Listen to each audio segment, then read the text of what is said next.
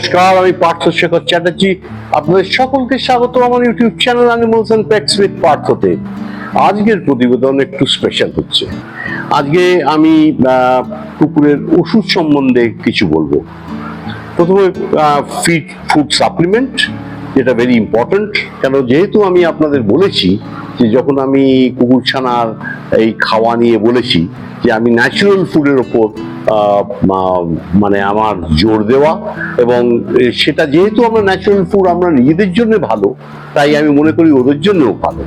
এবং এইসব packet food আসার পর থেকে যেসব সমস্যা কুকুরের কিছু বয়স হলেই যেগুলো হচ্ছে এবং নানান রকমের রোগে আক্রান্ত হচ্ছে, এবং সেই ধরুন লিভার খারাপ হচ্ছে, তো আবার ফুড সেরকমও দেওয়া হচ্ছে যেটা লিভার প্রোটেক্ট করার, মানে লিভারকে বাঁচিয়ে, আবার কিডনি খারাপ হচ্ছে তো এমন ফুড হচ্ছে যে তো ব্যাপারটা হচ্ছে যে এই সব সমস্যা এবং কমপ্লিকেশন আগেকার দিনে কুকুরে আমরা পেতাম না। প্রথমত অসুখ তো করতোই, নিশ্চয়ই করে, জ্বর জারি ইত্যাদি, খেলো না। তো আপনাদের প্রথম একটা কথা জানিয়ে রাখি, কুকুর এমনই, মানে আপনারা তখনই বুঝতে পারবেন যে সে অসুস্থ যখন সে খাবে না। নর্মাল খাওয়া আপনাদের যেটা বলেছি, প্রথমত যে ইনডাইজেশন থেকে যেগুলো হয় সেটা হচ্ছে ওভার ফিডিং থেকে, সেগুলো ছাড়া আপনি যদি ঠিক পরিমাপ মতন খাবার দেন এবং প্রতি ফিডিং টাইমে তাদের সাংঘাতিক একটা খিদে থাকে, সেই খিদেটা আপনার সেখানে পরিমাণ মতন খাবার দিলে সেটা খেয়ে আবার নেক্সট ফিডের জন্য ওদের মানে অ্যাপিটাইটটা রেডি হয়ে যায়। কিন্তু আপনি যদি দেখেন যে নর্মাল কুকুর হঠাৎ খাওয়া ছেড়ে দিয়েছে, তো প্রথম সিমটম আমরা বরাবর যেটা জানতাম যে নাকটা শুকনো কিনা। তো মেন জিনিসটা আপনারা দেখবেন যে নাকটা ড্রাই হয়ে যায়। একটা কুকুরের নাক কিন্তু ভিজে থাকে, তো সেটা দেখবেন যে ড্রাই হয়ে গেছে, সেটা একটা সিমটম। আর খাচ্ছে না, তার মানে তার বিশেষ কিছু। তার জন্যে আপনাদের সকলকে আমি বলবো এবং সাজেস্ট করবো যে আপনারা যদি কুকুর পোষেনি, তাহলে অন্তত তার জ্বর দেখাটা আপনারা শিখে নেবেন। এটা এমন কিছু ব্যাপার নয়, যেখানে তাদের মানে এনাস, মানে যেখান থেকে তারা স্টুল পাস করে, সেই জায়গাতে আপনার থার্মোমিটারের মুখটা ঢুকিয়ে দিতে হয় একটুখানি অ্যাঙ্গুলারলি, ওপর দিকে, ওপরের ওয়ালের দিকে, মানে একটুখানি করে বসিয়ে প্রথম ওকে বসাবেন, বা দাঁড়িয়ে থাকলে তার ল্যাজটা ধরবেন, ধরে তাই সেইভাবে দেখে নেবেন। তো এইটা যদি আপনারা অভ্যেস করেন, মানে করে নিতে পারেন, তাহলে কিন্তু আপনাদের অনেক সমস্যার সমাধান হয়ে যায়। এমন হয় জ্বর হয়েছে, সিম্পল ব্যাপার, সেই জ্বরে আপনাকে মানুষের ক্ষেত্রে আজকালকার দিনে ডাক্তাররা চট করে অ্যান্টিবায়োটিকে যায় না, প্রথমে তারা প্যারাসিটামল দিয়ে দেখে যে তার থেকে যদি মানে পশমিত মতো হয়ে যায়, তাহলে আর তারা অ্যান্টিবায়োটিকে যায় না। কিন্তু আমি কুকুরের ক্ষেত্রে বলবো, প্রথমে তো আপনারা প্যারাসিটামল দেবেনই, তারপরে যদি তাও মনে করেন যে হচ্ছে না, তখন আপনারা অ্যান্টিবায়োটিক দিতে পারেন। আমাদের কুকুরে বা খুব সাধারণ অ্যান্টিবায়োটিক খুব ভালো কাজ করতো, কেন যেহেতু ওদের সিস্টেমের মধ্যে মানে ওদের অত কমপ্লিকেশন আমরা কখনো পাইনি। আমরা তখনকার দিনে টেট্রাসাইক্লিন দিয়ে আমরা সারিয়ে দিতাম। তো তার পরবর্তীকালে ওই সেপ্টন জাতীয় এইসব যে ওষুধ, সেগুলো ইউজ করতাম কিছুটা। তারপরে সেগুলো ইউরিনারি ইনফেকশন ইত্যাদির জন্য করতাম। তো সেটা হচ্ছে প্রাইমারি ব্যাপার। এবং মানে মানুষের ওষুধ দিয়ে কিন্তু তাদের চিকিৎসা চিরকাল হয়ে এসছে। তারপরে মানে এই 80-র দশকে আমরা দেখতে পারলাম যে অল্প অল্প করে ভেটেরিনারি ওষুধ আসতে শুরু করলো, মানে ভেটেরিনারি মার্কা, মানে কিছু নয়, প্রথমে এলো ওইসব ক্যালসিয়াম ইত্যাদি গরু ছাগলের ছবি দেওয়া। তাই ওই গরু ছাগলের ছবি দিয়ে সেগুলো আস্তে আস্তে মানুষ অভ্যস্ত হতে থাকলো যে আমাদের এবার গরু ছাগলের ছবি দিয়ে, বা পাখির ছবি, পাখি হলে পাখির ছবি।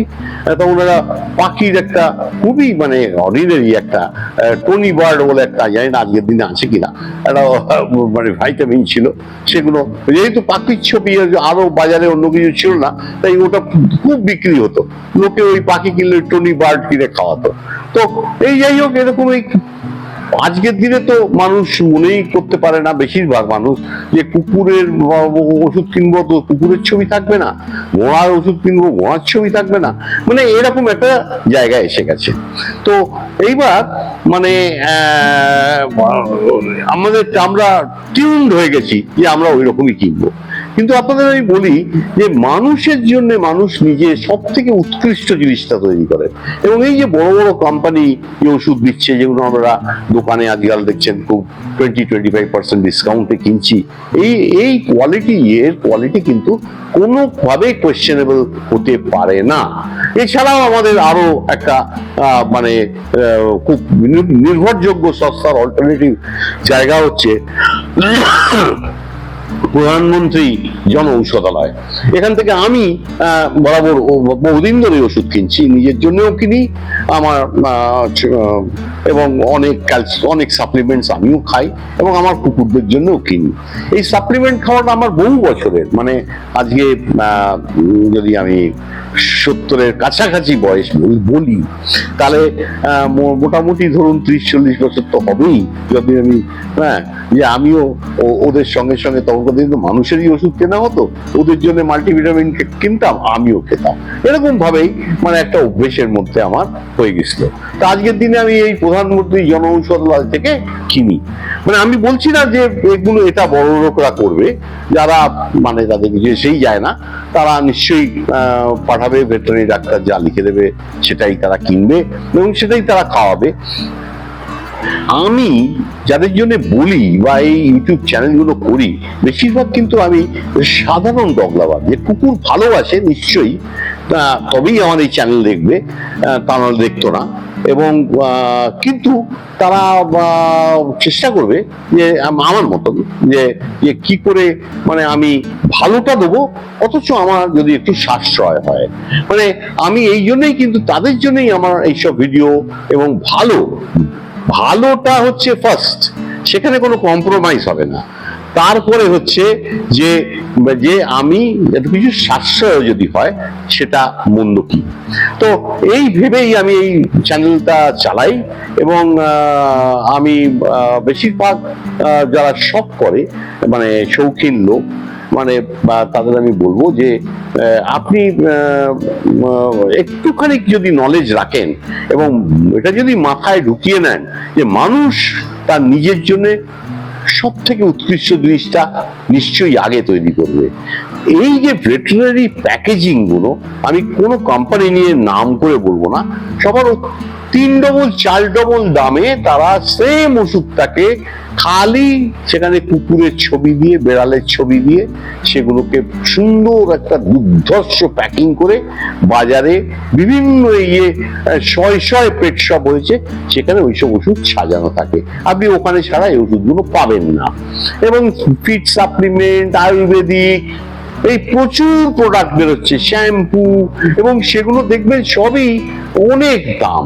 আপনি যদি মানুষের একটা শ্যাম্পু ধরি, যে ভালো স্ট্যান্ডার্ড শ্যাম্পু, বড় কোম্পানির ডাভ বা ইত্যাদি এই জাতীয় মোটামুটি যেগুলো আমরা ইউজ করে থাকি সাধারণ মানুষ, তো এবং ভালো শ্যাম্পু, কন্ডিশনার ইত্যাদি, আপনি ওই কোয়ালিটির শ্যাম্পু তো পাওয়া মুশকিলই ভেটেরিনারি এতে, এবং দেখবেন তার দামটা কিছু না হলেও 2-3 গুণ হবে। তো কেন তাদের স্ট্রেট অ্যাওয়ে 40-50% মার্কআপ দিয়ে এই দোকানদারদের দিতে হয়? কেন তাদের ব্যবসাটা খুব সীমিত, তাদের কাছে সীমিত একটা কাস্টমার আছে যারা কুকুর পোষে বা বেড়াল পোষে। মানে শহরের মধ্যে এগুলোই পাবেন, কুকুর বেড়াল পোষে তারাই আসবে, মেনলি কুকুর যার উপর খরচা করে।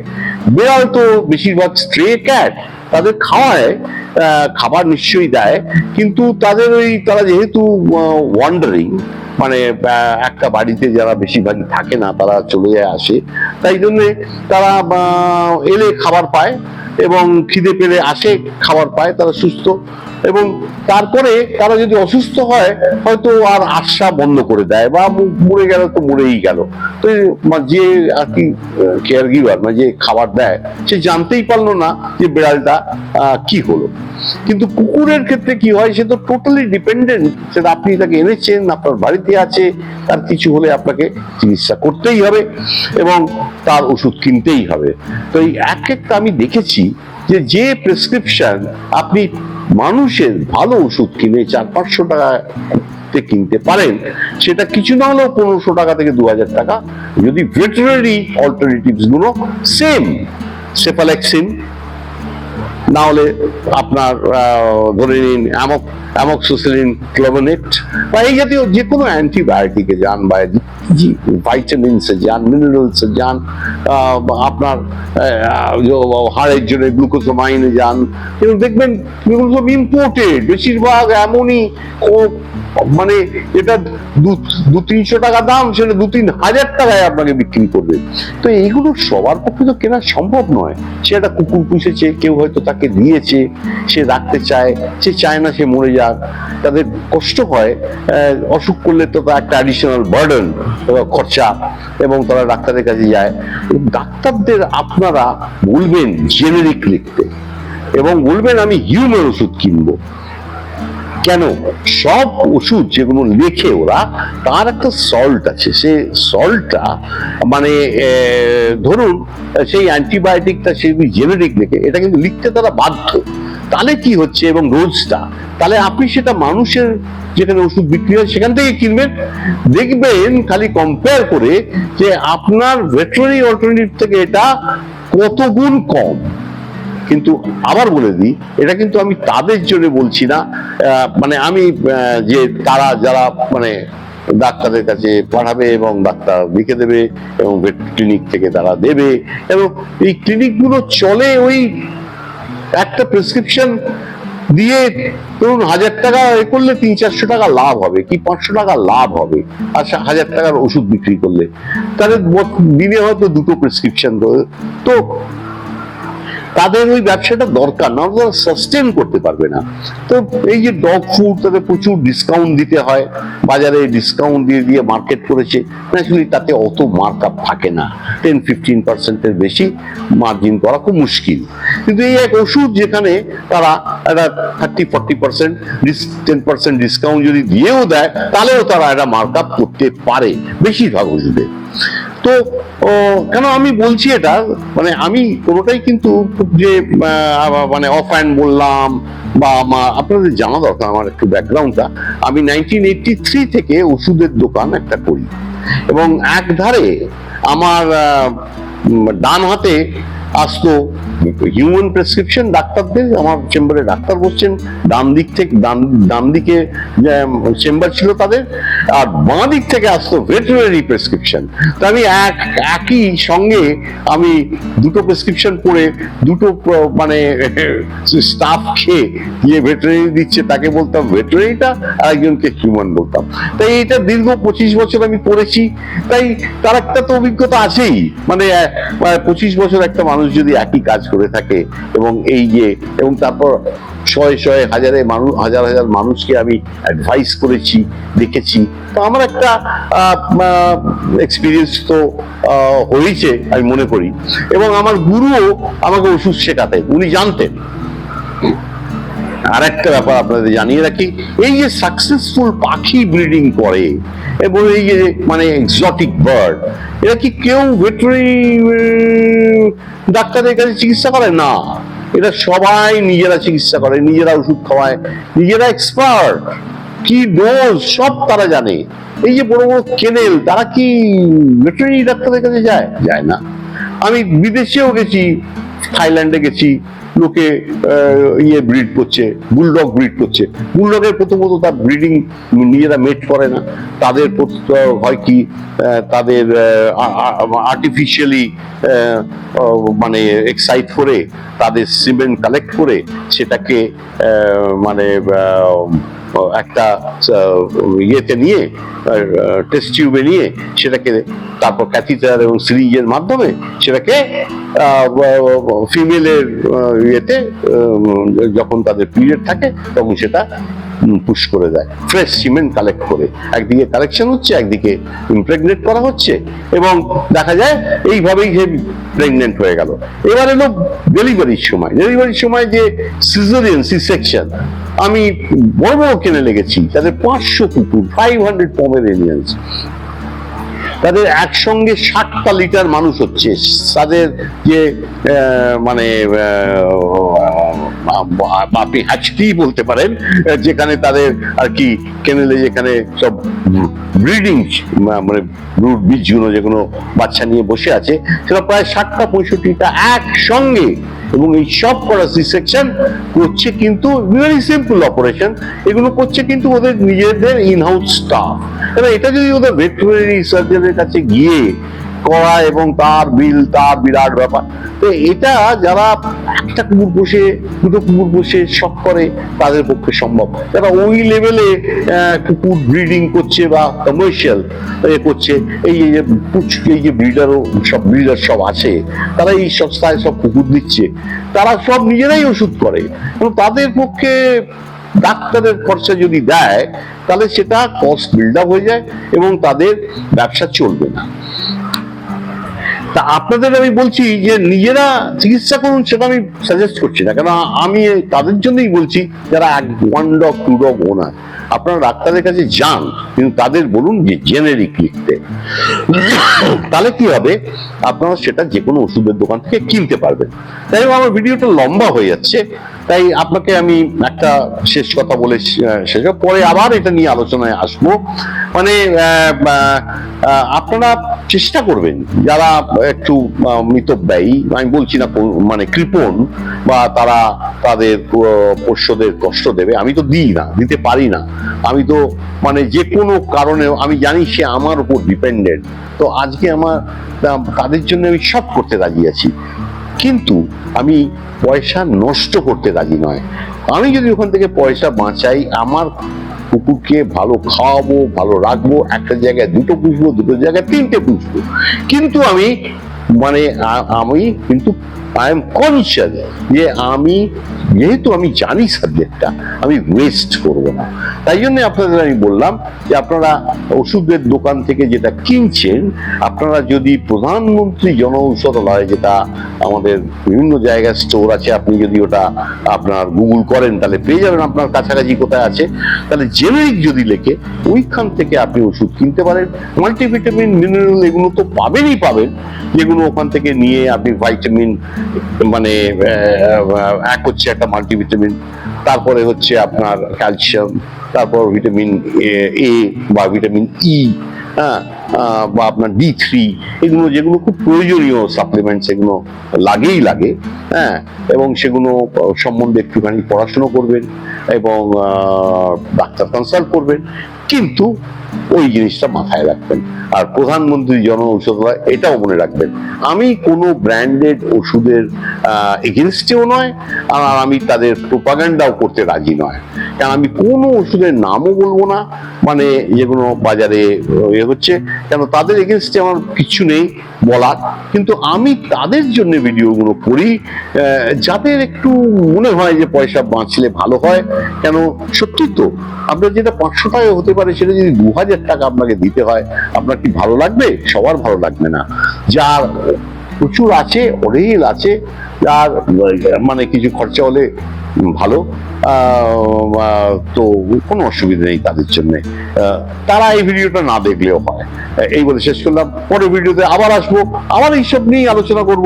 আপনাদের চেষ্টা করবো একটুখানি যদি মানে সচেতন করতে পারি যে আপনারা কি হলে আপনাদের ভালো হয়।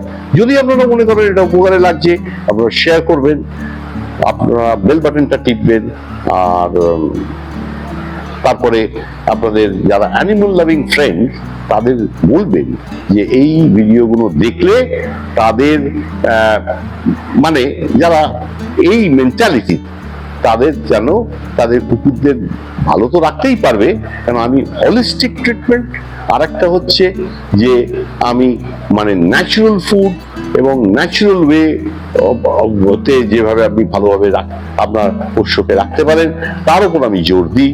তাই শেষ করলাম, নেক্সট ভিডিওর জন্য ওয়েট করুন। Thank you.